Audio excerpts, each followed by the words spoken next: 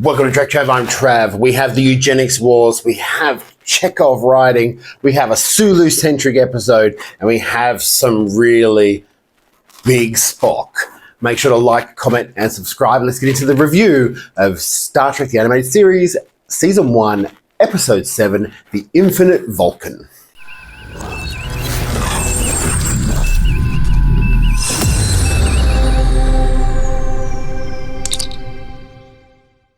Once again, I have notes.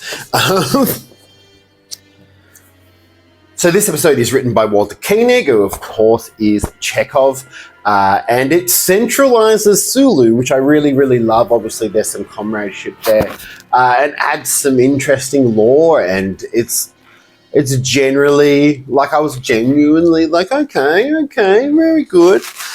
They discover a planet. And it is a planet they've never been to before. They go down. They are met by some interesting aliens who claim to be peaceful, who claim to be nice. And then they get Kirk and Spock and McCoy get attacked by springy-legged dragon bird things. Spock is kidnapped, and Kirk and McCoy are ordered to go up to the ship. We meet. What the hell is his name? I wrote it down.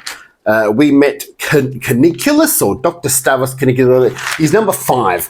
But yeah, so the green aliens are once again a really interesting design. The life forms on this planet are plant-based, kind of like Pal Zaan from Farscape.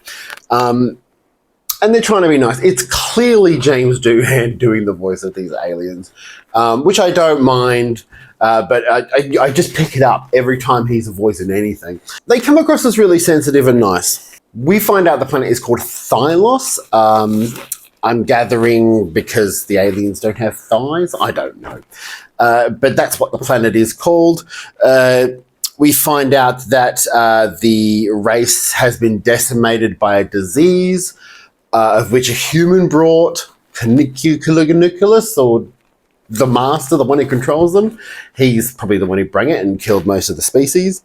And that they are the last of their species. A weapon they try and fire on a lab. It has no effect. Yes, I'm looking to my left because I'm looking at the notes. Then we find out the Caniculus.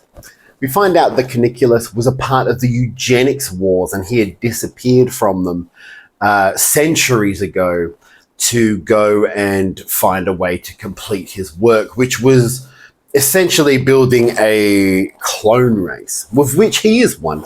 So the Caniculus in this episode is Caniculus 5, so he keeps cloning himself so he can continue his work. And the creatures, the aliens, they're preparing for migration. It's not a migration of them, it's a migration of it's the migration of the clone species, the Caniculus.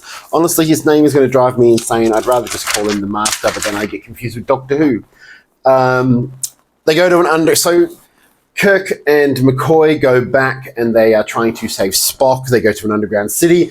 They think that this alien Armus or Argus or something is going to help them, but it turns out he double crosses them again, and they get attacked by springy dragons again. Then they run away again. And they find Spock, and he's in a cage. And then we're introduced to the reason why. He wants to create clones of an exceptional species, of which apparently Spock is one, to create a peacekeeping force throughout the universe to stop war from happening, which is essentially an invasion force. And Spock is dying. Spock is dying, nearly dead. Giant Spock. Spock 2 is created, bigger and better than the original Spock. And so his memories have all been transferred into there, but he's a bit quiet at first. And Caniculus talks about how he's perfect, so he just wants to make giant copies of everyone. I don't know.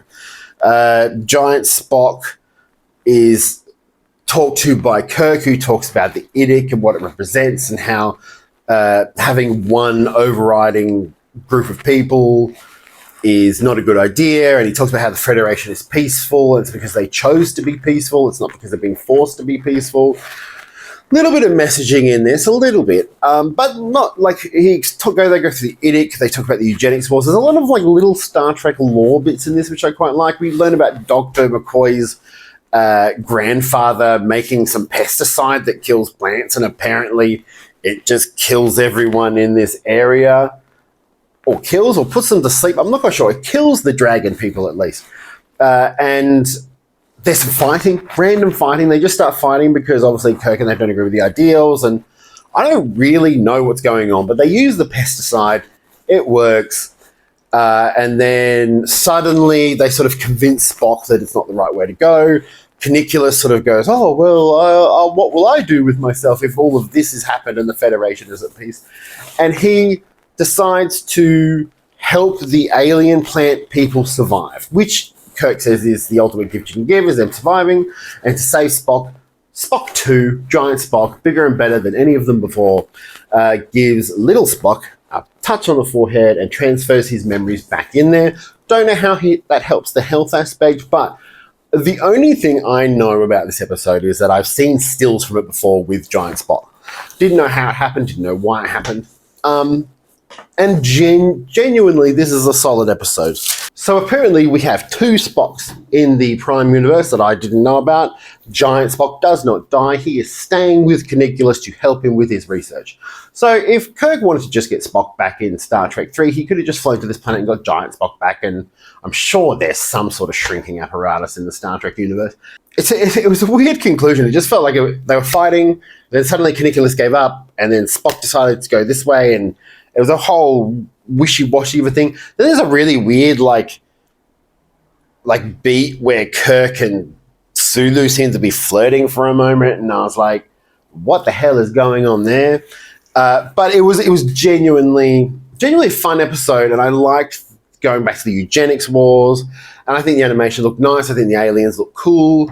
The springy dragons are interesting. I wouldn't say they're my favorite alien design, but they're certainly wacky. I do think that if you're into tentacle porn, you should probably watch the animated series. There's a lot of tentacle aliens. What did you think about the Infinite Vulcan? I actually liked it. Every episode of this animated series has been really, really good. Make sure to like, comment, and subscribe, and I'll be back next week with another review.